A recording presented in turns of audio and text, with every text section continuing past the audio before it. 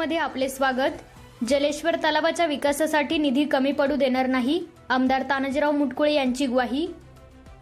हिंगोली शहराचे श्रद्धास्थान आणि हिंदू समाजाचे महत्त्वाचे तीर्थक्षेत्र असलेल्या जलेश्वर तलावाच्या सर्वांगीण विकासासाठी कटिबद्ध असून या कामासाठी निधीची कमतरता भासू देणार नाही, असे प्रतिपादन हिंगोलीचे कार्यसम्राट आमदार तानाजीराव मुटकुळे यांनी केले आहे। तलावाच्या दुसऱ्या टप्प्यातील कामांना लवकरच गती दिली जाईल असा विश्वासही त्यांनी यावेळी व्यक्त केला।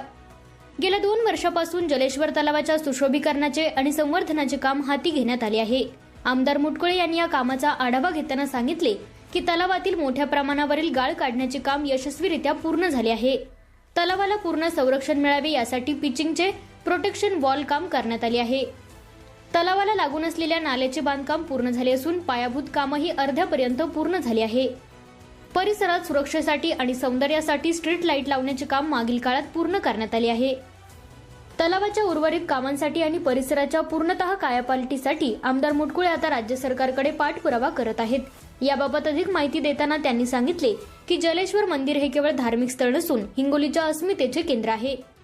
याच्या विकासासाठी दुसऱ्या टप्प्यातील आपण पालकमंत्री महोदयांकडे जिल्हा वार्षिक नियोजन समिती डीपीसी तसेच डीपीडीसी मधून विशेष निधीची मागणी करणार आहोत।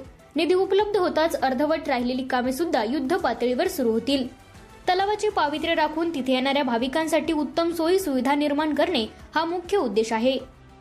गाळ काढल्यामुळे तलावाची पाणी साठवण क्षमता वाढली असून आता सौंदर्यीकरणावर भर दिला जाणार आहे। पालकमंत्र्यांच्या सहकार्याने हा प्रकल्प वेळेत पूर्ण होईल अशी खात्री आमदारांनी व्यक्त केली आहे। हिंगोलीकरांच्या दृष्टीने जिव्हाळ्याच्या असलेल्या या विषयावर आमदारांनी घेतलेल्या पुढाकारामुळे भाविकांमध्ये आनंदाचे वातावरण आहे। A7 न्यूज चैनल साठी अनीस अहमद, हिंगोली। ताज़ा अपडेट पाने के लिए हमारे चैनल को सब्सक्राइब करें, लाइक करें, शेयर करें और बेल आइकन को भी प्रेस करें।